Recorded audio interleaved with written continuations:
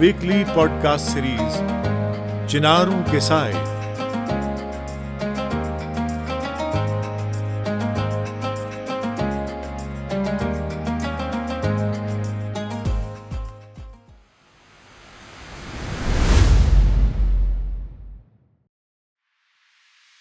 चिनारों के साए में हम आपका इस्तकबाल करते हैं। आज के इस पॉडकास्ट में हम बात करेंगे डिजिटल बैटलफील्ड की। आज की दुनिया में वार सिर्फ बॉर्डर्स और बैटलफील्ड्स तक महदूद नहीं रहे हैं। मॉडर्न कॉन्फ्लिक्ट्स का एक नया डिमेंशन उभर कर सामने आया है, the battle of information, influence and perception. Narrative missiles की तरह डिप्लॉय किए जाते हैं और सोशल मीडिया इन्फ्लुएंस के वेपन्स बन चुके हैं। We've always had information warfare. We've always had propaganda. The key thing is technology changes information warfare to a huge degree. Before radio, for example, we maybe just had newspapers. Before newspapers, it wasn't clear exactly what we had. And then came the internet. And what this has allowed is a decentralization of the information space. There's no just gatekeepers, for example, government ministries who can send out a message that's regulated or controlled. Anyone can send a message and send it instantly to anywhere across the world. So this is why the internet age poses such a huge challenge for disinformation. And next up, we have artificial intelligence, all these kind of new technologies that, again, are threatening to take us to another level of information warfare that we're not prepared for. Jammu Kashmir आज information warfare और perception management की contest का एक important front बन चुका है।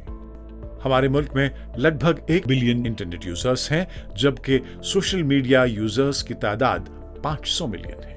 हर रोज करोड़ों लोग सोशल मीडिया पर इंफॉर्मेशन कंज्यूम करते हैं।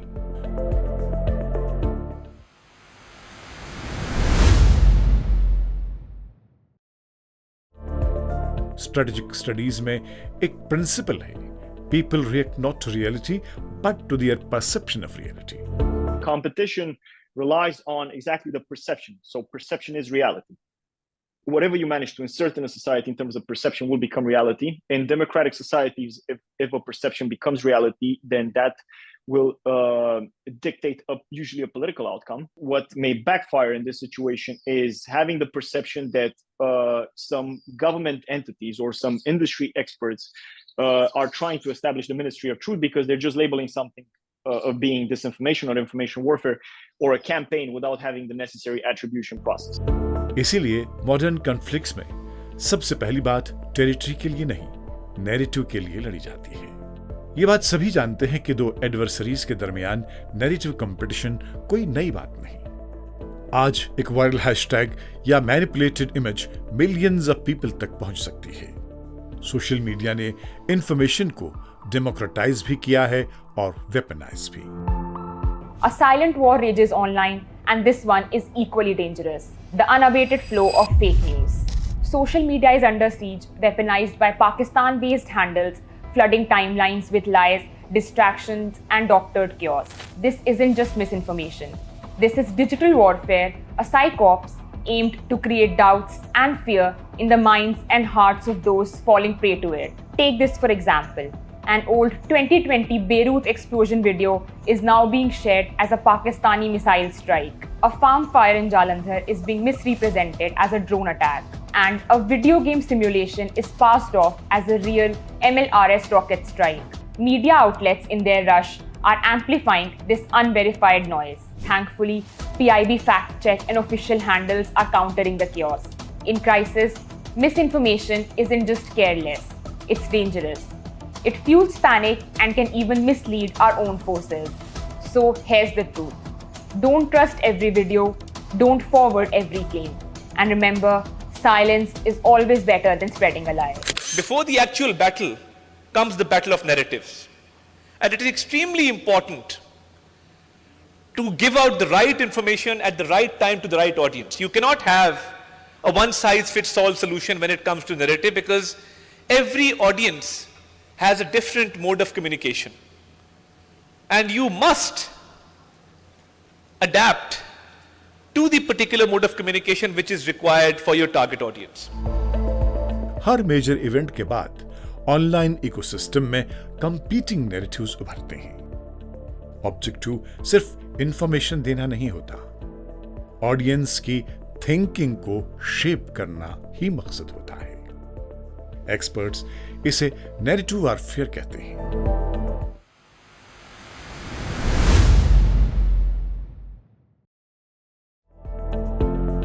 अगर नैरेटिव्स बैटलफील्ड हैं तो बॉट्स और मिस इन्फॉर्मेशन इस बैटलफील्ड के फोर्स मल्टीप्लायर्स हैं।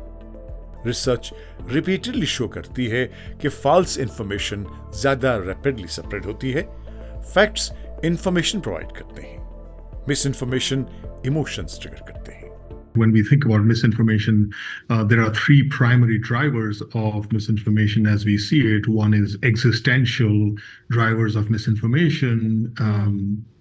Then there's socio-cultural drivers of misinformation, and the third is what we think of simply as epistemic misinformation drivers. So epistemic means you don't know what's going on, so misinformation spreads faster. Existential is you're afraid of something for your life, and then misinformation spreads faster. So COVID would be an example of something existential. And sociocultural is when you have a second group which is defined differently, and that is an enemy group, and therefore misinformation about that group goes faster.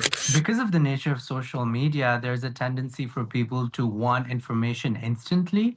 And of course, when a war is being fought and when information ecosystems are so varied and so manipulated, but also so hard to decipher, people compete to break that news. People are taken for a ride through different narratives resulting from a very tragic war in which so many people lose their lives tragically. I think the long-term risk really is another war, and there's a lot of manufacturing of consent done by states and the arms industry so that there can be more war, and I think that's the biggest worry. So citizens across the world, especially in this region, must be very wary and be critical of any narratives that are sold to them. To combat fifth-generation warfare for yourself and your family, do the following. Filter. Learn to ask, who benefits from me believing this? Understand the agenda behind the narratives. Silence. The battlefield of fifth-generation warfare is your attention. Guard your circle. The people around you influence your worldview. Invest in analog skills. In a digital war, analog skills make you resilient. Learn things that cannot be hacked or manipulated. Reading will get you a mind of your own. Books make you think for yourself. Reading makes every mind stronger. Control the narrative of your own life. And finally, of course, the heroes of the stories you consume become closer than friends. Who are you letting into your life through? Multiple investigations ने coordinated influence campaigns की निशानदेही भी की है। Facebook ने Pakistan linked hundreds of fake accounts remove किए हैं। Fact checking organisations ने फैब्रिकेटेड नैरेटिव्स की आइडेंटिफिकेशन की। मॉडर्न इन्फ्लुएंस ऑपरेशंस का ऑब्जेक्टिव कंफ्यूजन क्रिएट करना होता है। इसीलिए मिलिट्री थियरिस्ट्स आज कॉग्निटिव वॉरफेयर की बात करते हैं। Today, how do you pitch your story, and who wins the war is determined by the narrative that is filling our screens, our mobile phone screens, our television screens. And if you can't get the story out before your adversary does, then you're only playing catch up. So today, misinformation, disinformation has to be captured or countered by credible sources. And that is, I think, the key. And that is where all of us have to play a role. Don't fall to rumors, don't fall prey to rumors, half information, half-baked lies. That is the extraordinary situation that we are in today, where battles are fought in the mind and not just on the battlefield. In my opinion, the next war, artificial intelligence and cybersecurity are going to be at the heart of it. In fact, they're going to drive the next future battlefield. And I'll go on to say that the countries which do not dominate the digital domain and exploit it fully, they're going to be at the losing side of the war. And therefore, artificial intelligence is going to actually be the next generation of warfare. I go on to say that gunpowder, nuclear weapons, and third phase is artificial intelligence. That is the kind of importance I give to it as far as future warfare is concerned. Today, wars have to be fought and won not in the physical domain only. It has to be one in the cognitive domain. And cognitive domain in increasingly becoming more important. Nobody knows, nobody is there on the front, or nobody is there where the action is to actually know what's happening there. But everybody knows from their social media, from the Facebook, from the Twitter. So whosoever has the best narrative, whosoever has a faster pace, would be able to get one up. The other side would only keep countering that. Over a period of time, when you build AI into the database that you have, increasingly your algorithms become much more smarter. They would be able to not only sift, but they will be able to give you correct responses. AI generated content और deep fake technology ने challenge को और complex बना दिया है। एक manipulated video minutes में millions तक पहुंच सकती है। In the last 5 to 10 years, the notion of information warfare has really emerged as another dimension of potential offensive or defensive cyber capability. We've created this environment where things like misinformation, disinformation, and propaganda can be amplified through the scale of the communication technology. We essentially are at a point where there's a potential to compromise freedom of thought. If someone's very much interested in manipulating how you think, they have access to a broad amount of information around you. It has just existed out there. Privacy is just recently now becoming a concern. Technology communication का tool भी है और influence का weapon भी।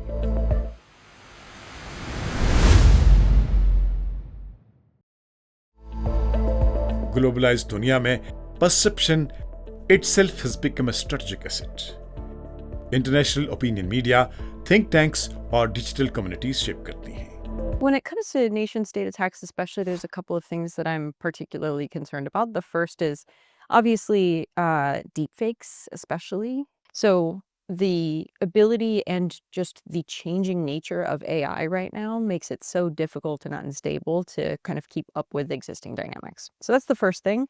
And then the second, and I think quite frankly more daunting thing, is the changing geopolitical landscape. Everything happening with deepfakes, everything happening from the standpoint of the currency that they're stealing from cryptocurrency wallets, that's much more brazen than we've seen most other nation states be. I do think that from the standpoint of some of these nations that are more in the middle or closer to the middle, espionage is a continued and important part of what they do. But it's also a lot of prepositioning happening right now and looking for areas of entry where they can sit, establish operations, and just wait until a potential conflict and until they potentially need to use either that information or that access. We need to understand the actual currency. In this case, the currency is not money, it's information. And that's very important distinction, because it implies being stealth, it implies staying there, waiting for the proper relevant information to come along so that you can exfiltrate it. By the way, the more unstable the geopolitics is, the more everybody, and when I say everybody, I kind of refer to every state, will become more paranoid. Today, your neighbor is your friend, tomorrow it might be your foe, you don't know, you need to look into all of everybody. So you need to start monitoring them, you need to try to understand what they are doing. This means information. It's going to be more relevant to be able to find out that piece of information that could strategically provide you some additional data that you can exfiltrate so that you can better prepare for this. Pakistan Kashmir issue को international discourse में highlight करता रहा है। Information warfare is, a cognitive and psychological warfare. It's a system of, hitting the mind, that's all. And you're not hitting with a bullet. The biggest example in today's world is your immediate neighbor and our so-called not-so-friendly neighbor, Pakistan. They've got a DGISPR, which is just doing nothing else but information warfare. And you're getting, they're building narratives which absolutely suit them. At the end of the day, Pakistan is a country where the army owns the country. Bharat ने अपनी strategic communication को development और stability narratives के साथ align किया है। Infrastructure, digital governance और tourism transformation narrative का हिस्सा है। यूथ एंगेजमेंट और कनेक्टिविटी एक्सपेंशन को प्रोमिनेंटली हाईलाइट किया जाता है।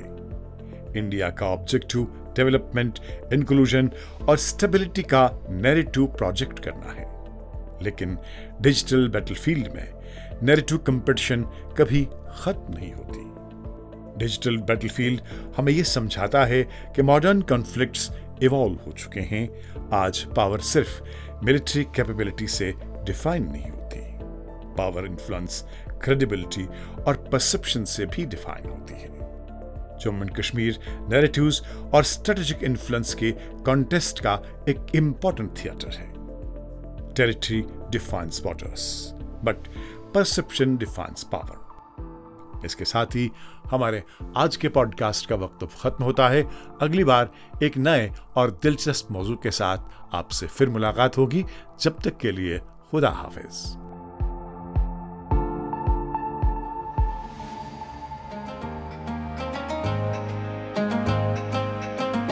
वीकली पॉडकास्ट सीरीज चिनारों के साए